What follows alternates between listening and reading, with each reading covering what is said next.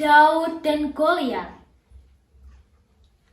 Pada zaman dahulu di Israel, hiduplah petani miskin yang bernama Isai. Ia tinggal bersama anak-anaknya. Tempat di mana mereka tinggal, tanahnya sangat kering, sehingga mereka harus bekerja keras untuk menanam gandum dan buah-buahan. Anak bungsu Isai yaitu Daud. Ia bertugas untuk menggembalakan domba. Daud adalah anak yang baik hati dan periang. Seringkali dia berpindah-pindah tempat untuk mencari makanan bagi domba-dombanya. Meskipun begitu, ia melakukannya dengan senang hati. Daud juga pandai dalam menyanyi dan bermain kecapi. Ia menyanyikan lagunya tentang matahari, gunung, dan langit. Tuhan menyertai Daud setiap hari. Suatu hari terjadi peristiwa yang mengherankan. Tuhan bersabda kepada Nabi Samuel untuk pergi ke Bethlehem menemui Isai yang memiliki banyak anak. Salah satu anaknya harus kau urapi dengan minyak sebagai raja. Ia akan membantu Raja Saul, sehingga Raja Saul akan menjadi raja yang besar di Israel. Sabda Tuhan. Samuel melakukan perintah Tuhan. Daud berlari-lari dengan riang. Itu dia, seru Samuel ketika melihat wajah tampan dengan mata yang indah. Kemarilah dan terimalah berkat dari Tuhan. Kemudian Daud berlutut dan Samuel mengurapinya. Beberapa waktu kemudian, orang-orang Filistin menyerang bangsa Israel. Pada waktu itu, Raja Saul masih menjadi raja bangsa Israel. Ia berangkat bersama pasukannya untuk melawan orang-orang Filistin. Ketika bangsa Israel berhadapan dengan orang-orang Filistin, mereka sangat terkejut. Orang bertubuh besar keluar dari barisan orang-orang Filistin. Nama orang besar itu Goliat.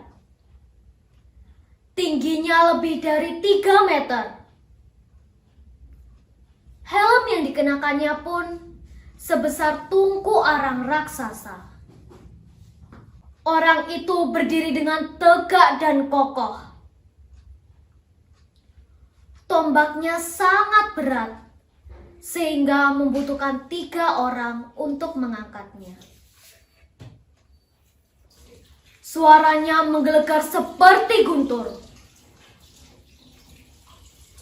Bangsa Israel yang melihat hal itu sangat takut dan cemas, dan mereka tidak tahu apa yang harus mereka lakukan.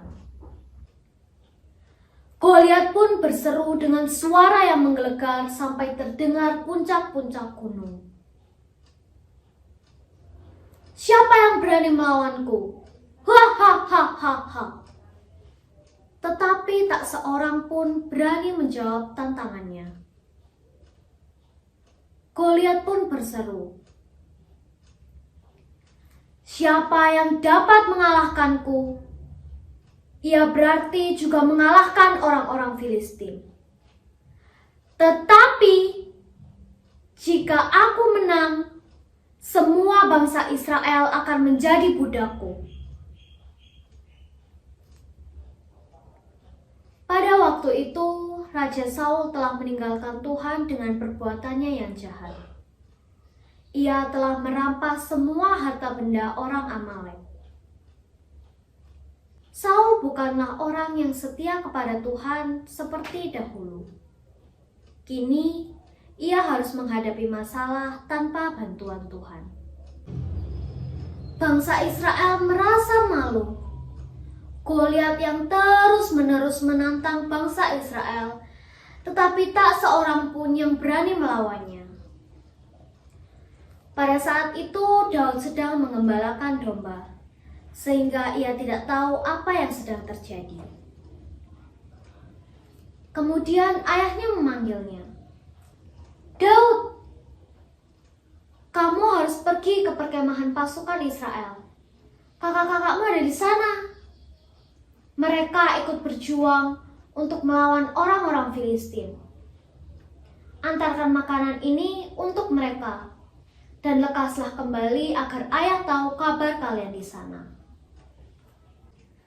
Ketika Daud sedang bertanya, kakak-kakaknya muncul. "Apa yang kamu lakukan di sini, Daud? Siapa yang menjaga domba-domba kita?" Tanya mereka sedikit marah. "Aku membawakan makanan untuk kalian," jawab Daud. "Tentu saja aku tidak dilarang untuk bertanya, bukan? Mengapa tak seorang pun berani melawan Goliat?" Tanya Daud. "Emangnya kamu berani melawan Goliat?"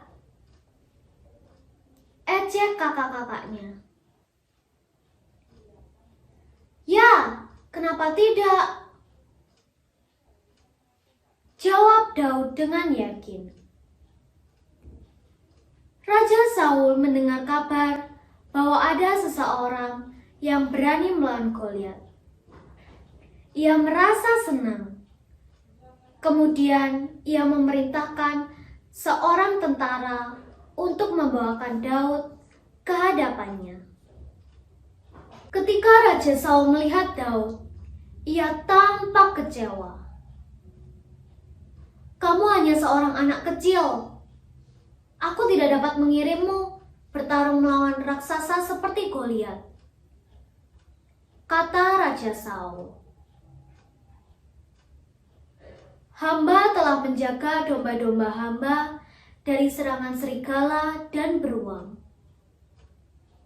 Hamba sudah terbiasa bertarung," jawab Daud dengan polos. "Tuhan selalu memberikan kemenangan bagi hamba sebelumnya. Jadi, Tuhan tidak akan meninggalkan hambanya ketika bangsa Israel sedang terancam." Lanjut Daud. Raja Saul tidak menjawab. Ia langsung memberikan baju besi dan pedang miliknya. Tetapi Daud hanyalah seorang anak kecil. Baju besi dan helm yang besar itu tampak berat baginya. "Tidak, hamba tidak bisa bertarung dengan pakaian seperti ini," kata Daud sambil meletakkan baju milik Raja Saul. Di tepi sungai, Daud memilih dengan teliti 6 buah batu yang halus dan bulat, lalu memasukkannya ke dalam tas gembalanya. Dengan tenang ia menghampiri Goliat. Goliat yang melihat Daud tertawa keras. "Ha ha ha ha ha! Serangga kecil tak berdaya macam apa ini yang berani melawanku?" olok Goliat. Orang Israel yang melihat itu, mereka sangat cemas. Tetapi tidak dengan Daud. Ia sama sekali tidak gentar. Tuhanlah yang menentukan siapa pemenang dalam pertarungan ini, sahut Daud. Kemudian ia mengambil ketapelnya